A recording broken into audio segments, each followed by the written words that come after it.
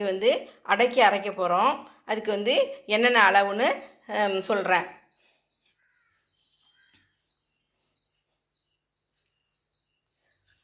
இது வந்து 400 கிராம் அரிசி. இது நான் டம்ளரால் அளந்திருக்கேன். 1 டம்ளர் அரிசி, இட்லி அரிசி, 1 டம்ளர் இட்லி அரிசி. இதை வந்து களைஞ்சி தனியாக ஊற வச்சிடணும். இதை அதுக்கு எவ்வளோ பருப்புன்னு சொல்கிறேன். 50 கிராம் கடலைப்பருப்பு,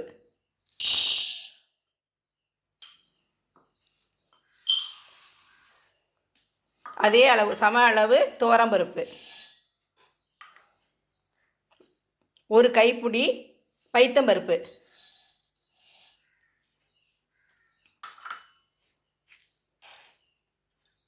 1 கைப்பிடி காராமணி. காராமணி போட்டால் நல்லா சாஃப்டாக பொசு பொசுன்னு இருக்கும் அடை.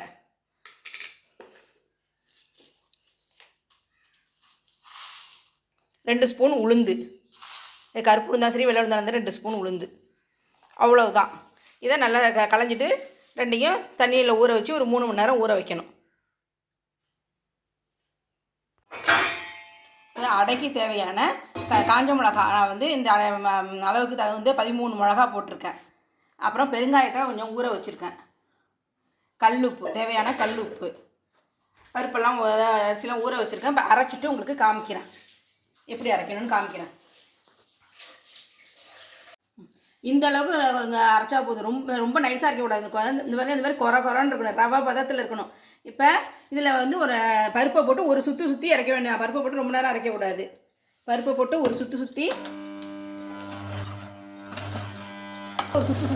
இறக்கிட வேண்டியது, அள்ளிட வேண்டியதுதான். மாவை அள்ளிட்டு காமிக்கிறேன். இந்த பதத்துக்கு அரைச்சிங்க.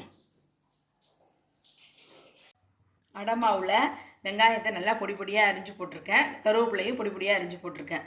இதை இப்போ நல்லா ஒன்றா கிண்டி எப்படி அடை ஊற்றி காமிக்கிறேன் பாருங்கள்.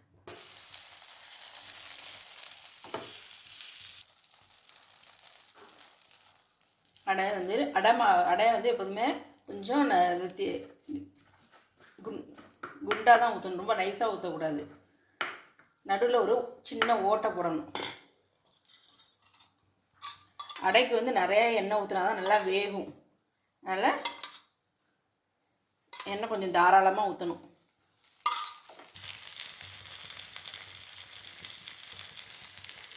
இந்த அளவுக்கு பொன்னிறமாக நல்லா சவக்க எடுக்கணும்.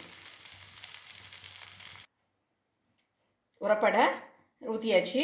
நான் சொன்ன இதே அளவுகளோட செஞ்சு பாருங்கள். ரொம்ப அருமையாக இருக்கும் அடை. எப்படி இருக்குன்னு கமெண்ட் பண்ணுங்கள்.